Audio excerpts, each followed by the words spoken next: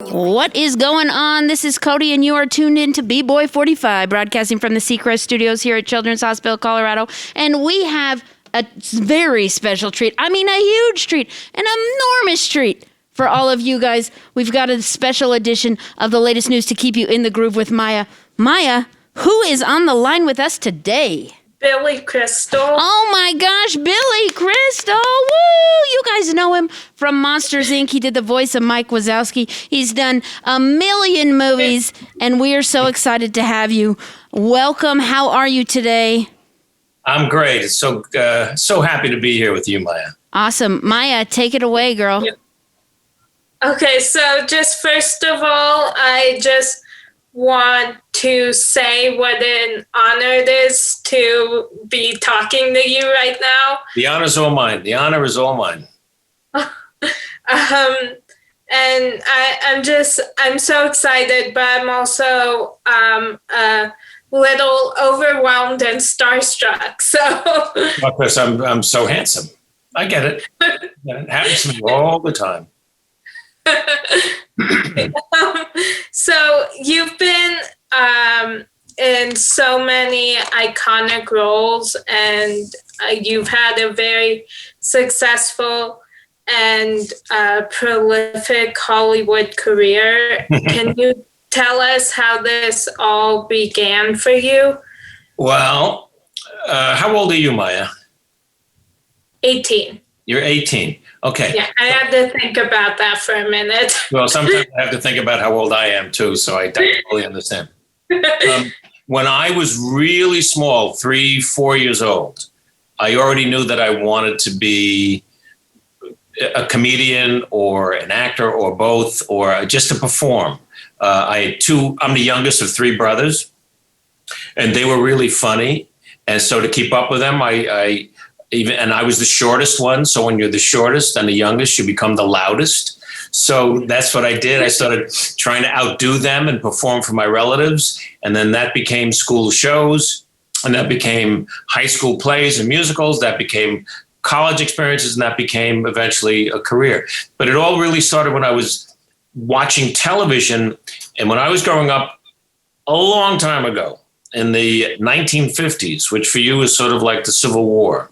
There were great comedians on television, and even though I was a little guy, I would watch them and imitate them and do what they were doing because I loved it so much. And you would hear the audience laugh live on television, and I wanted that experience, and that's what I started to do with all my relatives, performing for them and imitating them, and that's how it starts. You know, I think really is. I wanted to make my parents laugh and my brothers laugh. And I think that's really how most comedians start, making their parents laugh. Oh, cool. So I love your movie City Slickers. And we actually just watched it again last week for mine and my twin sister's birthday. Oh, how great. Were there scenes that you had to do multiple takes because it was hard to keep a straight face? You know, there were a few, yeah. I had such great actors to work with in that show, and it was such a good script and so much fun to do. But I think my relationship with Jack Palance, who played Curly, I would giggle really because he was in the first movie I ever saw in my life, which is a Western called Shane, which I highly recommend to you and your twin sister to watch. There was a little kid in that movie who I really wanted to be. And Jack in that movie was the bad guy. So when we wrote this movie, and we said, well, who could play Curly? And I said, well, what about Jack Palance? And then he said yes. And it was like a dream come true that I got to act with him. And he was so great. If I giggled at all, it was because I was so happy and thrilled that I was working with him. It would I just couldn't believe it over and over again. I go, oh my God, it's Jack. Well, I'm doing this. And so that was that. If that answers your question, I think that's the best answer I could give you. Oh, cool. Yeah. So were any of the lines improvised? In City Slickers? Yeah. Yes, there was in particular, well, there were a few as we were going. There's always room for something, but with such a good script like that, we didn't have to mess with it. But when I'm giving birth to Norman, when I'm pulling the calf out of there, I did stop once and said, uh-oh, and he goes, what's wrong? And I said, my watch came off. It was a gift. So that whole little "my watch came off" thing was not part of the written scene. And there were probably other little things throughout that I can't remember really right now. But that one was particularly fun to do because that was a tough day. Oh, cool. So you've hosted the Oscars and the Grammys. How is preparation for hosting different from preparing for an acting role? Oh, that's a good question. Well, hosting is, I've done the Oscars 9 times and the Grammys I did 3 times prior to doing the Oscars. And so it's a very different thing. One is I'm just myself. And I have to prepare for different moments throughout the show, whether it was the Grammys or the Oscars, and anticipate things that might happen. Usually there was an opening monologue, or we would make a little special film to open the show when I was doing the Oscars, or a song medley, something like that. And then anticipating, but what might happen and being ready for something that you might not have thought of is going to happen. To me, that's when it's the most fun, when something unexpected happens and hopefully you can capitalize on as a host. But as a character, I'm building a human being from scratch, feeling his presence in his life in the movie, and how he would react to certain things, how he would say things. So, I'm just playing a different person. And trying to put as much of myself into that character as I can, so I could interpret him properly, and play him. Oh, cool.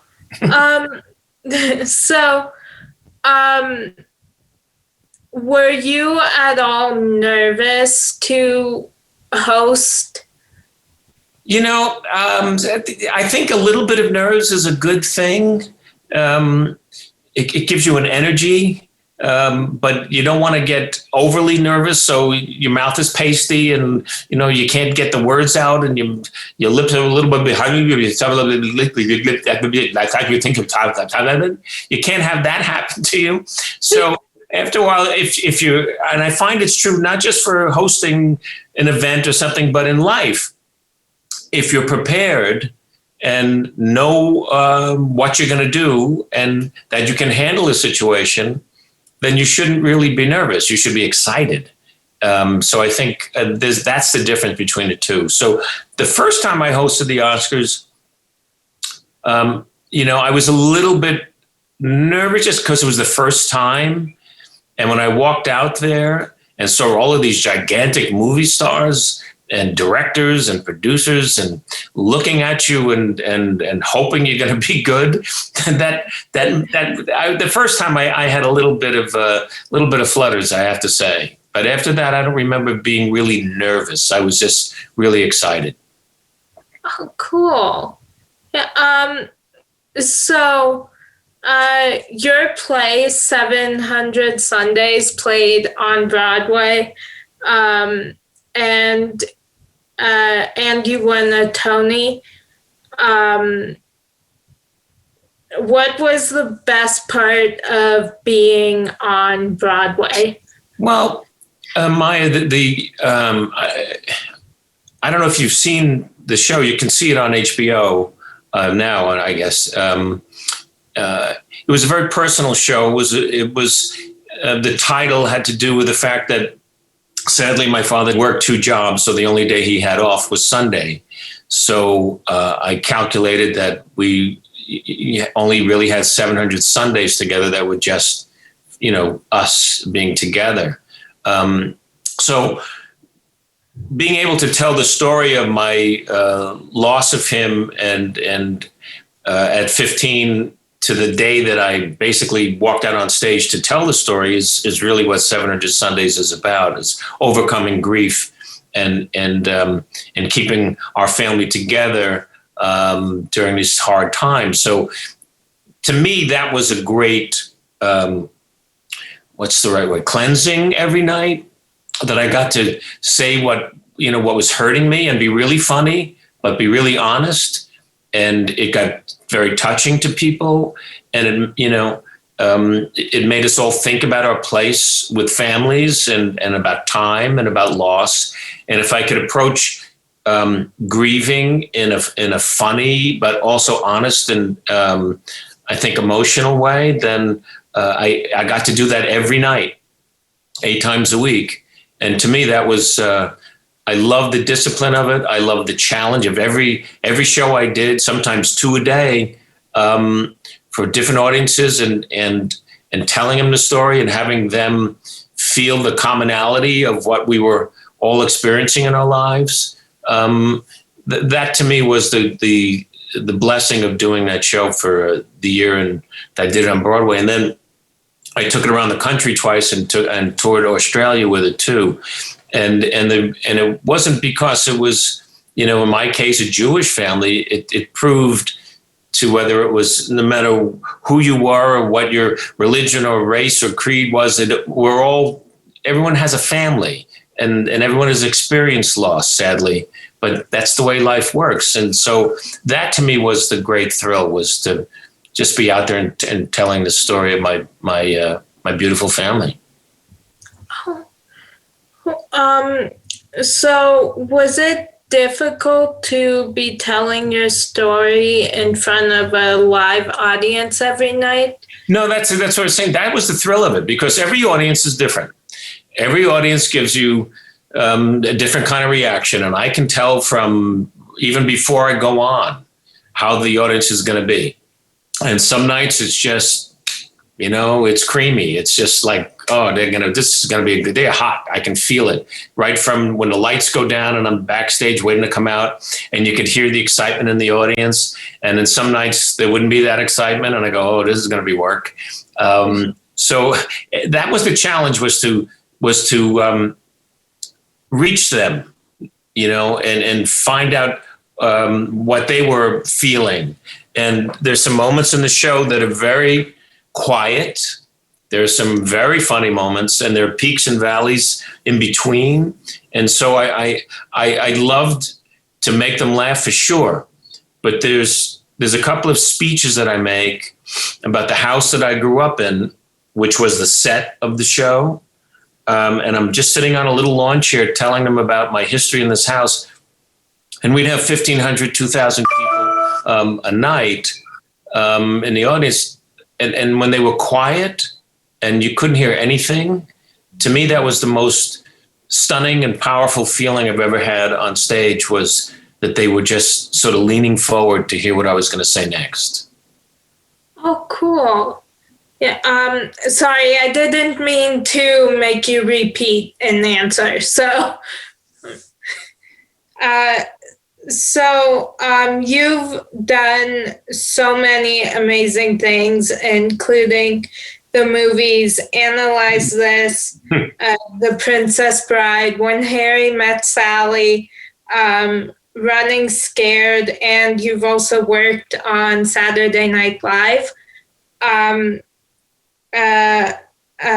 we would be here all day if I kept listing all the amazing things you've done. Well, I've got time. I do have time. So have you had a favorite project or character?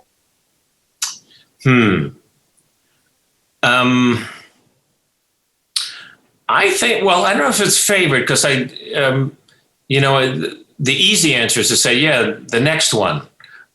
is. But I loved playing Harry and Sally when Harry Met Sally. He was a great character to play. And oddly enough, maybe not oddly, little Mike Wazowski from Monsters, Inc. is maybe the most fun to play. Even though he's an animated character to you, to me, he's very real. And he's a tough guy. He's not the best looking. He's not the tallest. He only has one big eye, but he's really funny and smart and competitive, and he won't let anything stop him. He's a believer in himself, and I love that about him. Oh, cool. Yeah. So my next question is actually about Monsters, Inc. And you're also, I know you're also reprising the role in the upcoming Disney Plus show, Monsters at Work. Yeah, that's really funny. We're having a really good time doing it too. Oh, cool. Mike is so funny. Well, he's so crazy and loose, and I have a great acting partner in John Goodman, who plays Sully. That it's just a wonderful pairing, and I love acting with him and improvising and having a great loose time. And the series will be coming on Disney Plus, and I within the year, I hope. We've been doing them even during the pandemic, and it looks amazing. The show takes place 6 months after the first movie ended. So Mike and Sully are now working on the laugh floor, and there's a whole bunch of new characters in it I've seen 2 of them, and they're really terrific. So that's what I've been doing for the past 6 months or so. Oh, cool. Is it challenging to voice an animated character? Yeah, because I don't think of him, like I said before, as being animated. They have to be real, and they have to. They, especially with Pixar, because they're all about funny and they're all about heart. And so that's the challenge of Mike is just channeling all of that stuff and making him, even though he's a little monster, a real live person. Yeah. Oh, cool. Yeah. So you were in the groundbreaking series Soap. Uh-huh. What drew you to the role of Jody? Well, Jody Dallas. Now, this is way long ago. The show came on in 1977, and it was a very different time in many ways. So it was a wonderfully funny show that was a takeoff on soap operas. That was a prime time. It was a little naughty kind of show. It was on, at 9:30. And Jody was a very challenging character that had not been really done before in a recurring series. And I was Jody's character was the first gay character in a network series at the time. And it was very challenging. And with the great writing of a wonderful writer named Susan Harris and great producers and directors and fellow castmates, they really helped me through what was a challenging experience as playing the first gay character in a series. So it was a fantastic experience. And I'm so proud of the work that we did, and that hopefully it made a difference. Oh, cool. Yeah, my mom was a big fan of that show. Oh, good. She's a big fan of yours. So she was also very starstruck that I'm interviewing you. Okay, so is there a line from a book or a movie that's had a big impact on your life? Oh, hmm. I can't think of a specific one, you know, but I know that the books that I read when I was young and like middle school age uh, were very impactful on me because of reading great writers. Robert Louis Stevenson, Treasure Island. It was a pirate book that was a fantastic book. And there's a book called The Old Man and the Sea by a genius writer named Ernest Hemingway. That's about an old fisherman and fighting and pulling in this huge fish and bringing it in, and his relationship with this young boy. And in funny movies, it's not just the line. There are moments in things. I was a big fan of old time comedy team named Laurel and Hardy and the Marx Brothers. And it wasn't just like, again, one line. It was just this, I don't know, this wonderful infusion of all of these incredible talents that I could just sit there like this and just let it just, bathe over me. So I don't know if I have a good answer for you about the one line, but it was taking it all in different ways in reading and watching either television or movies. And I have to give a lot of credit to my parents for being so lenient on school nights, so I could stay up late to watch the great comedians who would be on shows that were way past my bedtime. Cool. So what personality trait has gotten you in the most trouble? I talk too much.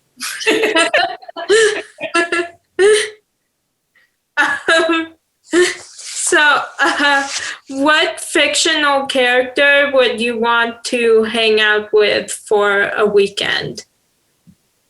Oh.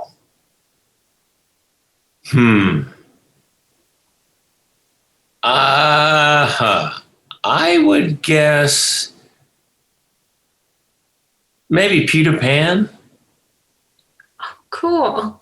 Because then I learned how to fly and I learned how to duel, and it'd be fun to see Never Never Land. Yeah, that'd be fun. Oh, cool. Yeah, I've been rewatching The Flash, so I'd have to say probably like Barry Allen from The Flash. Why? I don't know, just I'm obsessed with that show, and I think like I feel like just everybody needs a Barry in their life because he's just so nice, and so. Good. Well, that's a good choice. That's a really good choice. Thank you. So what song would be on the soundtrack to your life? Oh, wow.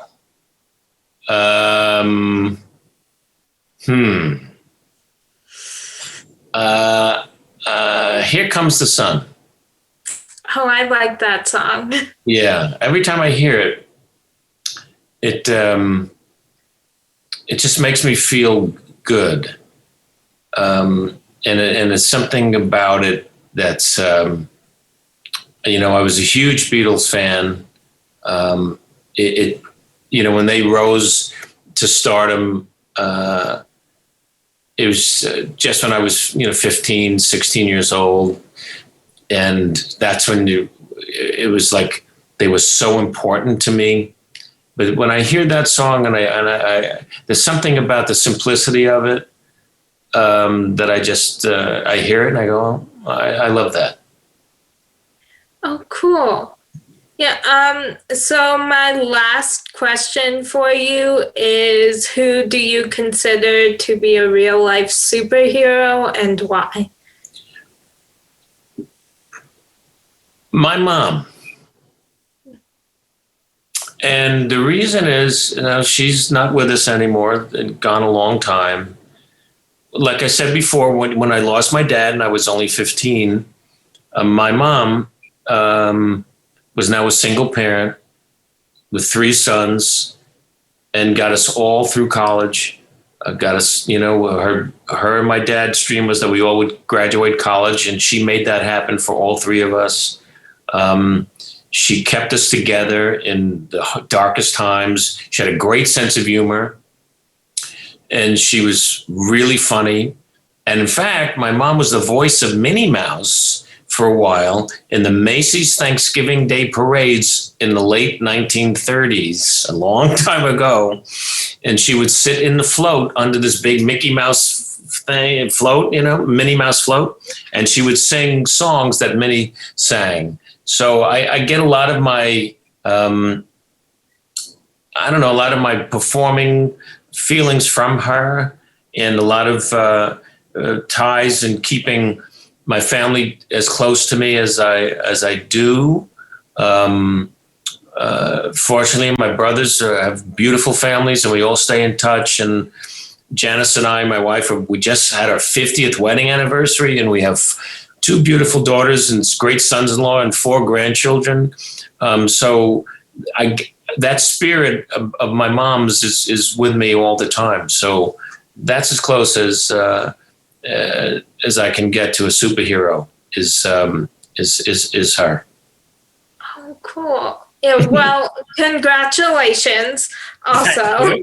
Yeah, it was amazing to talk to you. I had so much fun. Me too. I really did. The behind me is this here. I'm going to get out of the way. You can see that's a poster from France of Mike, and he's hanging. You can't see it great. He's hanging from a ceiling fan as an ornament at a college party from Monsters University. That's from the second. That's awesome. Yeah. And this poster, where is it? This one, that's from Poland. That's a Harry and Sally poster in Polish. Oh, wow. Oh, Yeah. That's a beautiful poster. That's really cool. Yeah, it's different. Yeah, the hand painted ones are pretty beautiful. Yeah, that's Yeah. amazing. Yeah. Oh, and I heard you mention Norman, and every time we watch City Slickers afterwards, we always say we want a Norman. We want a. Well, just be careful. They get pretty big very fast. Okay. I mean, after a week old, he was like 50 pounds or something. I mean, he just went crazy on it. We had about 20 Normans during the course of making the movie, because Wow. they grow quickly, and they get horns. They get antlers. So when the buds of the horns come up, and they get too big, we couldn't use them anymore, because he looked like a little deer when he was first born. It was adorable. And then there's a bigger one. You actually can see horn sprouts in the river sequence, which is really scary. We used a more mature one, because the water was so cold in Colorado where we shot that it was really safer for the health of the calf that it be a stronger one. So if you look at the movie again, after the chase is over and we're on the bank and we start to laugh at each other, what we had just done, you look at Norman's head, you'll see there's two little horns. Okay, we have our assignment. We're going to go down and watch City Slickers again. Okay. Yeah. Thank you so much. I really had a wonderful time. Thank you. Me So too. nice to meet you. Okay. Yeah. Thank you so Don't lose that much. smile. Don't lose that smile, Maya. Okay. I won't. Okay. Have a Bye. good day. Thank you. Bye bye.